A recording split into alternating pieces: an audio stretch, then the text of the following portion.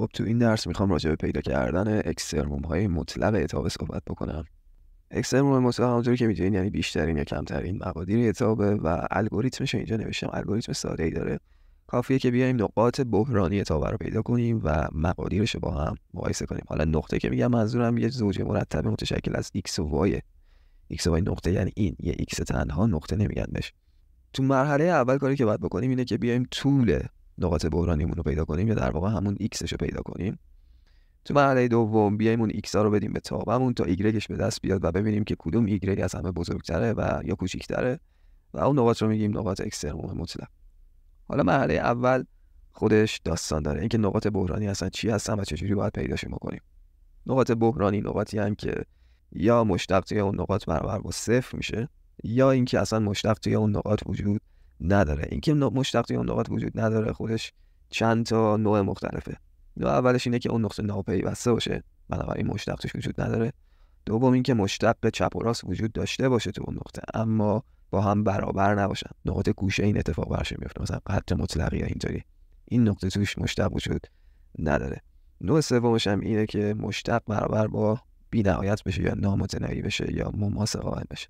که من این ویدیوش رو به صورت جداگونه گذاشتم واسه نقاط بحرانی. بریم روی مثال ببینیم که چطوری میتونیم نقاط بحرانی رو پیدا کنیم. نقاط بحرانی رو معمولا روی یه بازه از ما میخوان به خاطر اینکه توابع دامنشون اگه نامتناهی باشه خب قاعدتا منطقاً نمیتونیم اکسترموم مطلق پیدا کنیم چون همینطوری داره پیش میره. بنابراین روی یه بازه باید بیایم بررسی بکنیم.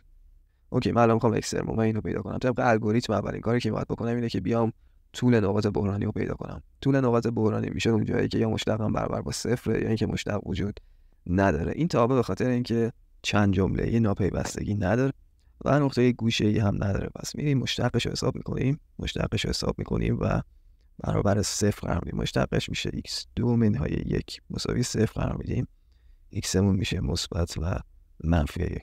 حالا باید بیایم این x ها رو بذاریم توی تابعمون و y هاش رو به دست بیاریم. اگه من 1 بذارم توی تابعم برابر میشه با منفی 2/3 میشه. اگه منفی 1 بذارم برابر با منفی 4/3 میشه. کار دیگه که باید بکنم اینه که بیام نقاط ابتدایی و انتهایی بازم هم تعیین y بکنم، یعنی بذارم توی تابعم ببینم مقدارشون چقدر میشه.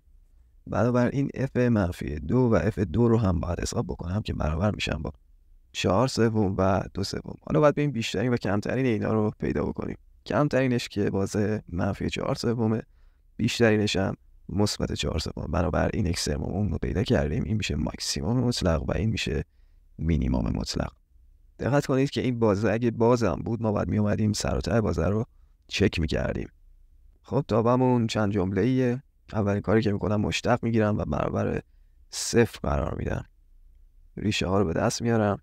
یک هم میشه 3، یک هم میشه منفی 1. بنابراین f منفی 1 f3 f منفی 2 سر ته بازه و f 6 رو باید بیام حساب بکنم. این برابر میشه با همه رو من حساب میکنم.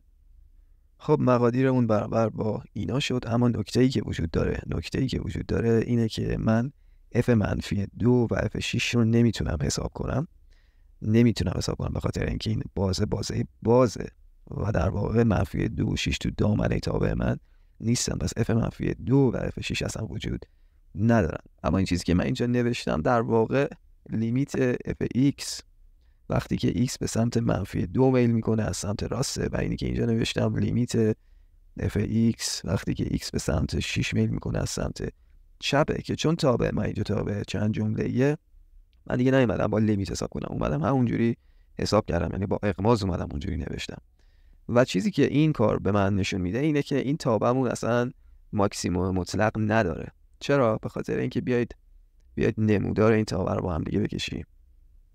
نمودار تابعمون این شکلی میشه. ما اومدیم حد سر و ته بازه رو حساب کردیم و دیدیم که شد برابر با 54 و نشون دادیم که این تابع ماکسیموم مطلق نداره به خاطر اینکه تو اون یکی نقطه بحرانیمون که منفی 1 بود و مثبت 3 بود عددهای بالاتر از 54 اتفاق نمیافتاد. جفتشون مقادیرشون کمتر از 54 بود و در این حالت مشخص میشه که تابعمون ماکسیموم مطلق نداره. اما مینیمم مطلق داریم به خاطر اینکه x برابر با 3 مون داره منفی 27 میده. و توی این 4 تا مقدار کمتر از منفی 27 هم وجود نداره. بنابراین منفی 27 توی تابمونه، تو پره، پس میتونیم مینیمم مطلق در نظرش بگیریم. پس بازه‌ای که به ما دادن چه باز بود چه بسته بود، ما باید بیایم مقادیرش رو بندازیم توی تابع و ببینیم که چه ایرادی به ما میده، حتی اگه توی دامنه تعریف ما نباشه. و گفتم که روش دقیق ترش اینه که بیایم در واقع لیمیتش رو حساب بکنیم. اینجا چون که چند جمله‌ای بود دیگه من اومدم مستقیم خود مقدارش رو جاگذاری کردم، اما تو تابعایی که مثلا سینوسی انقدر مطلقی هن یا اصلا جزء سگی هم باید بیاید لیمیتش حساب کنید که اشتباه نشه. بریم سوال بعدی رو ببینیم. طبق الگوریتم میایم مشتق میگیریم 3x منهای 12 برابر با 0، x مون برابر میشه با مثبت و منفی 2، f منفی 2، f مثبت 2 و f سر و ته بازه رو حساب میکنیم. خب مقادیرمون برابر با اینا میشن، اینا بازم لیمیتن، این دوتا بازم لیمیتن و از روی این مقادیر متوجه میشیم که تابمون مینیمم مطلق نداره، به خاطر اینکه این حد برابر با منفی 65 شده. این حد مقدار خود تابع نیست. بنابراین بعد از این کمترین مقدارمون که توی یه نقطه بحرانی اتفاق افتاده منفی 16 که خیلی کمتر از اینه، پس مینیمم مطلق نداره. اما ماکسیموم مطلق داره و اونم تو طول منفی 2، یعنی با x منفی 2 اتفاق میفته و نقطه منفی 2 و 16 میشه ماکسیموم مطلقش. بریم سوال بعدی.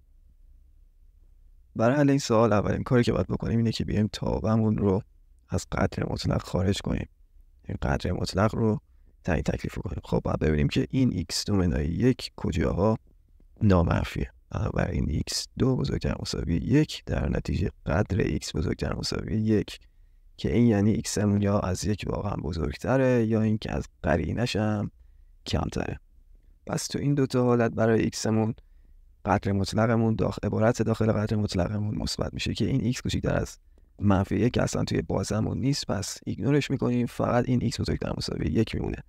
بنابراین توی این بازه، تو بازه x بین 2 و 1 داخل قدر مطلقمون مثبت و ضابطمون برابر میشه با منفی x2 به اضافه 3 و تو بازه 0 و 1 منفی داخل قدر مطلقمون، پس توی منفی باید ضرب بشه و ضابطمون برابر میشه با x2 به اضافه 1.